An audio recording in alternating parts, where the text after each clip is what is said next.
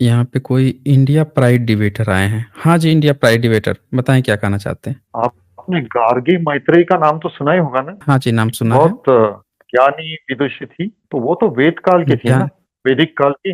वैदिक काल की कैसे हो सकती हैं वो?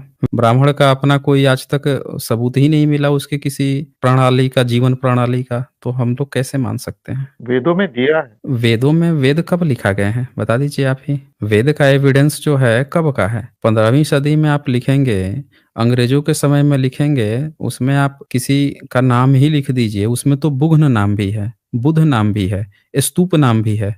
तो क्या हम लोग ये मान के चलें कि जब वैदिक काल था तब स्तूप बनते थे, बुध भी थे?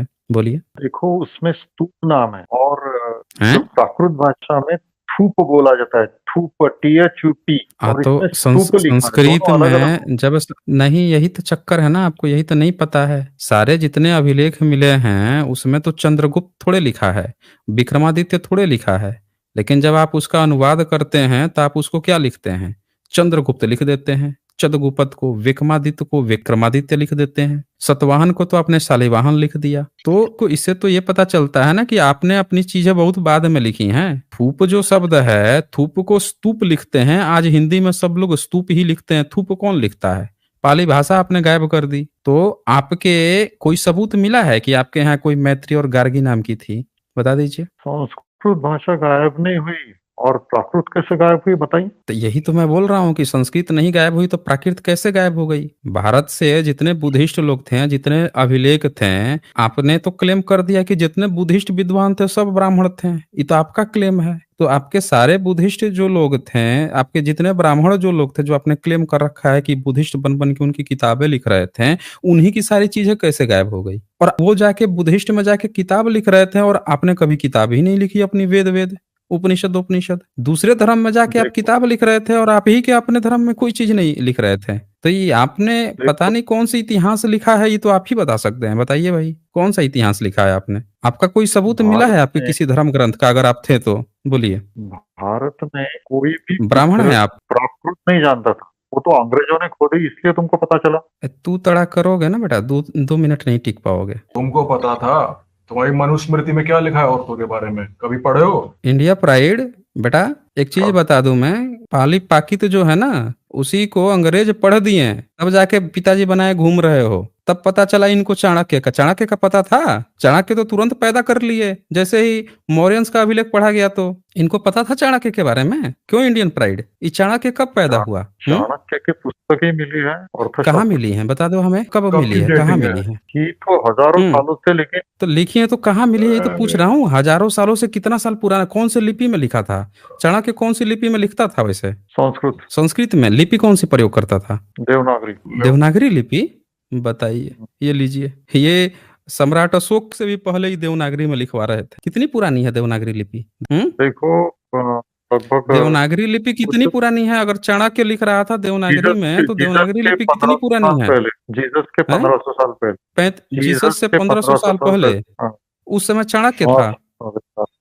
चाणक्य जो है सिंधु घाटी सभ्यता में था और देवनागरी में लिख रहा था। कितना पढ़ाई किए हो वैसे? हिंदू सिंधु प्राइड घाटी डिबेटर। नहीं, वैदिक सभ्यता अलग हम्म थी, सिंधु घाटी अलग। कहाँ पे थी वैसे, कौन से लोकेशन में थी वैदिक सभ्यता? अफगानिस्तान। अफगानिस्तान में थी वैदिक सभ्यता। तो खुदाई में तो हाँ, अफगानिस्तान से मिला ही होगा, यानी कुछ न कुछ तो वैदिक के सबूत मिले होंगे। हाँ, सुन अफगानिस्तान रहे से हैं। लेकर भारत की सरस्वती नदी तक, भारत, अच्छा, भारत में सरस्वती नदी कहाँ मिली है?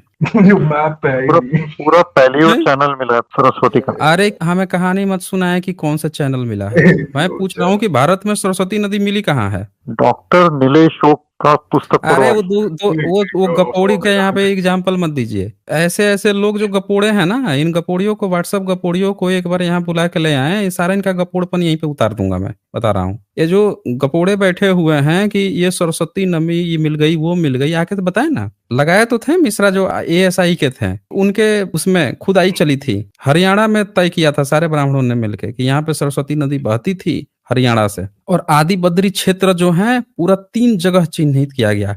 एक जगह नहीं मिलेगी, दूसरी जगह मिलेगी, दूसरी नहीं तो तीसरी जगह।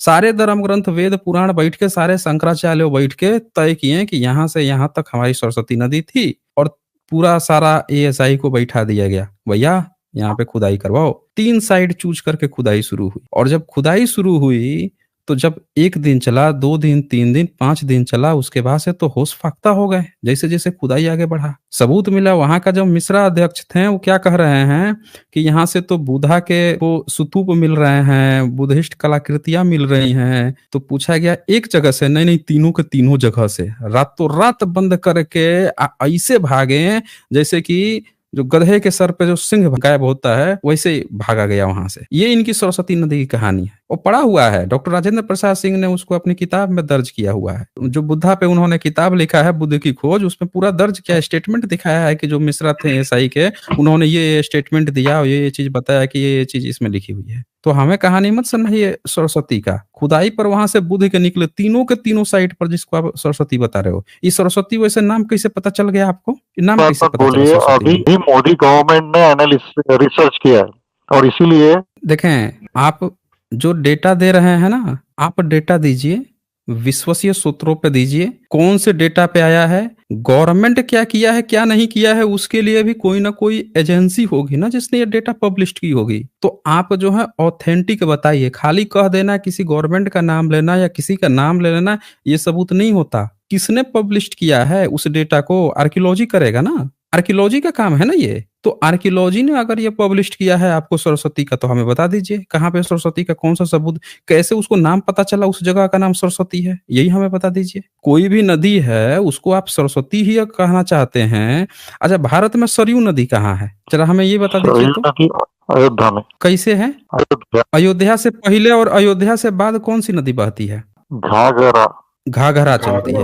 अयोध्या के पहले घाघरा नदी, अयोध्या में जाते ही घाघरा सरयू बन जाती है, फिर वहां से निकलती है तो उसका नाम क्या रह जाता है फिर? देखो, नदी क्यों के इंडिया नाम साइड? अलग अलग एरिया में अलग अलग होते हैं, अलग अलग एरिया मतलब में अलग अलग होते एक अलग अलग नाम गंगा, अलग अलग हो गंगा जाता के है। नाम ही देखिए मतलब आप, गंगोत्री मतलब से 2 लेकर गंगा किलोमीटर, सागर तक गंगा के 2 कितने नाम है? तो गंगा के कितने नाम है? उसका एक ही नाम गंगा है, उसको सब लोग जानते हैं कि गंगा है। आप उसको कितना भी नाम बुला दोगे, गंगोत्री कह दोगे, चाहे उसको कुछ भी कह लोगे, लेकिन फिर भी उसका नाम गंगा है। उसी तरह से जो घाघरा नदी है, उस घाघरा नदी के 1 किलोमीटर क्षेत्र को खाली सरयू कह देने से, क्योंकि आपको सरयू नदी कभी मिली ही नहीं, आपके धर्म ग्रंथ में एक काल्पनिक नाम था सरयू, और जबरदस्ती आपने घाघरा नदी के 1 किलोमीटर को सरयू कह दिया, ताकि आप ये दिखा सके कि आपके धर्म ग्रंथ में जिस सरयू नदी की चर्चा है, जिसमें राम जाके सुसाइड कर लिए थे, जिसमें चारों भाई नहीं 3 भाई, एक भाई तो पहले ही निपटा लिए थे, तो 3 भाई जाके सुसाइड कर लिए, उसमें नदी में डूब गए, तो उस नदी में सरयू नाम लिखा है। आपकी कहानी थी काल्पनिक, आपने जबरदस्ती घाघरा नदी को सरयू कह दिया उस 1 किलोमीटर को।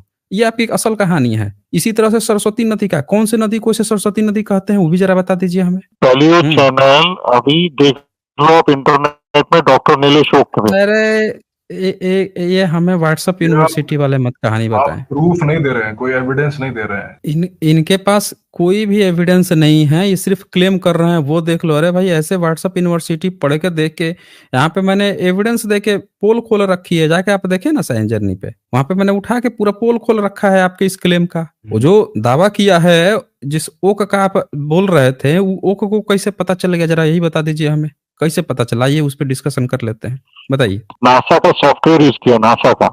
अरे यार, वो एक्सपर्ट है नासा के सॉफ्टवेयर। नासा का कौन सा सॉफ्टवेयर था नासा का?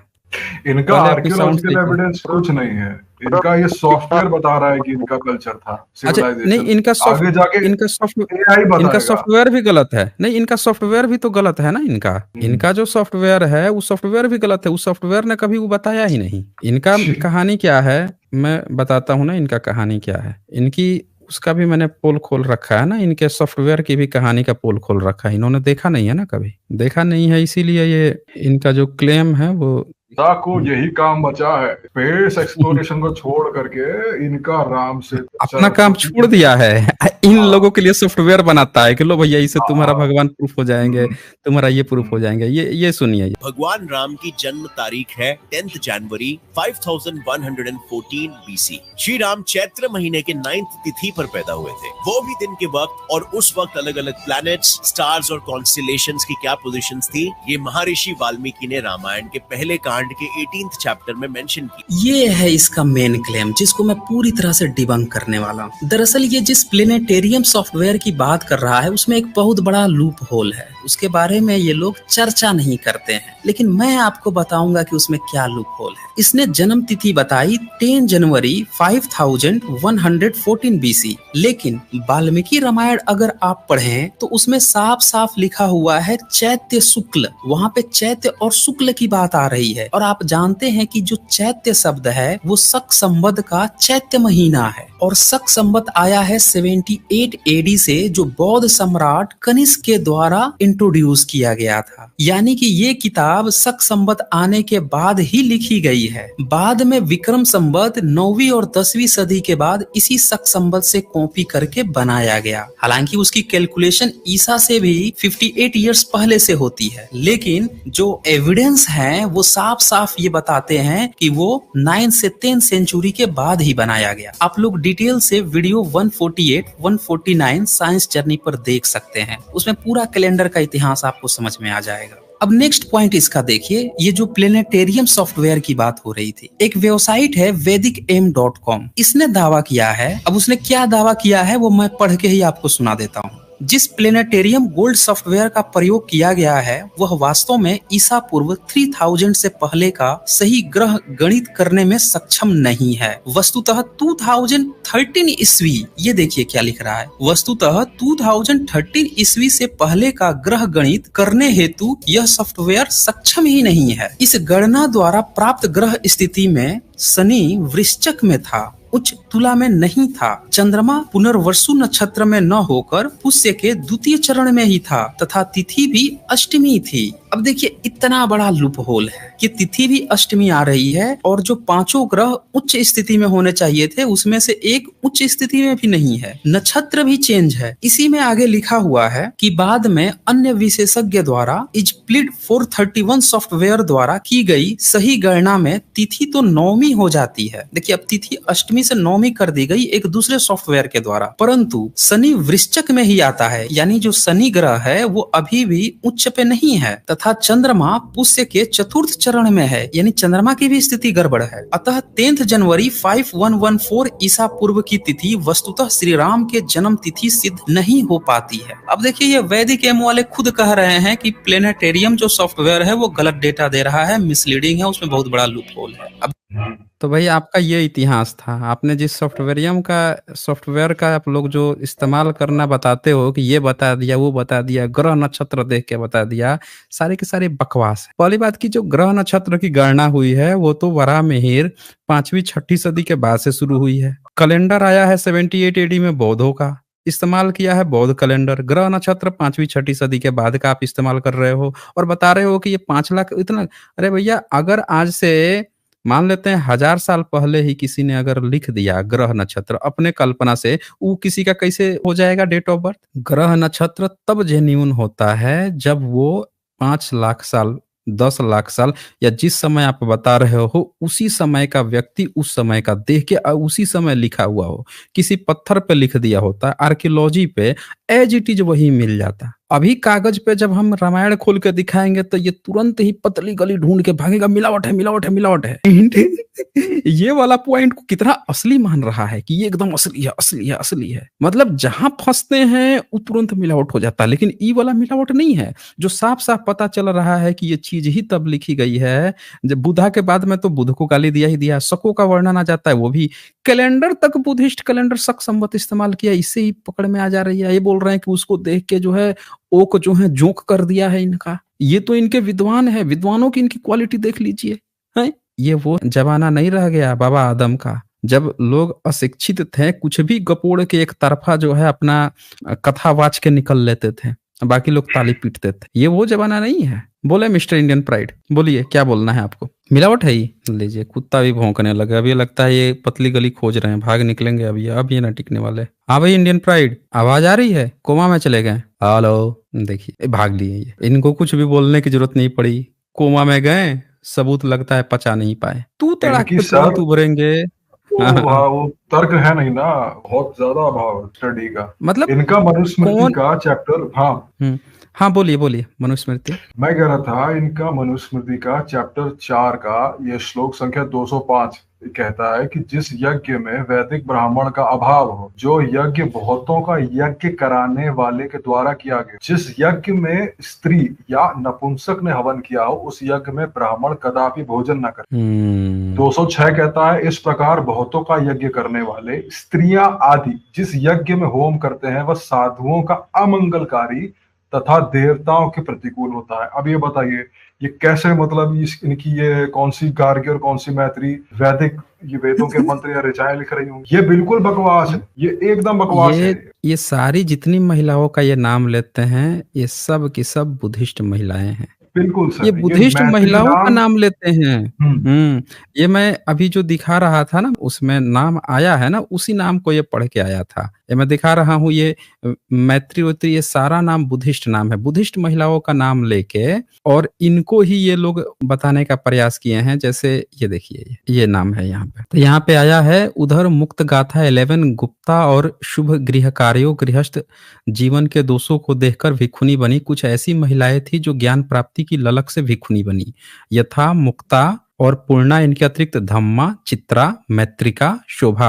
अब ये मैत्री नाम आया, इसको उठा के अपना बना लेंगे। ये देखिए शोभा, दंतिका, शुक्ला, ये जो आजकल सरनेम लगा के घूम रहे हैं ये सब बुद्धिस्ट नाम थे। शुक्ला, सिंहा, सुजाता, अनुपमा, पूर्णिका, अम्बापाली, रोहिणी, शुभा, ये सारे नाम इनके थे। गागी जो गार्गी बोल रहे थे वो नाम भी बुद्धिस्ट का था। ये तो जो मध्य प्रदेश के जो अशुगन राजे जो हैं, जो बौद्ध राजा थे, उनकी माता का नाम था। उन्होंने लिखवा रखा है गागी पुतश शुगन राजे, और वो सांची का स्तूप का तोरण द्वार बनवा रहे हैं। उनकी माता का नाम गागी था, अनुवाद करके गार्गी कर दिए, उस एक्चुअल नाम गागी है। तो ये सारे बुद्धिस्ट महिलाओं का नाम इस्तेमाल करके वेद, इसीलिए वैदिक काल किसको कहा जाता है, तो इनका वैदिक काल गुप्ता काल के बाद से लेके उसके बाद के ही काल को, ये वैदिक काल उसको बोलते हैं ना जो उत्तरवर्ती बुद्धिज्म है, उसी को ये वैदिक काल बोलते हैं। उसी में ये धीरे धीरे खड़े हुए, वो भी पूरा नहीं खड़े हुए, धीरे धीरे बुद्धिस्ट ही थे और थोड़ा थोड़ा अपना अपना दुकान चला रहे थे। और जैसे मौका मिला तो मौके पे चौका मार दिए ये लोग थे। तो इनकी ये कहानी है।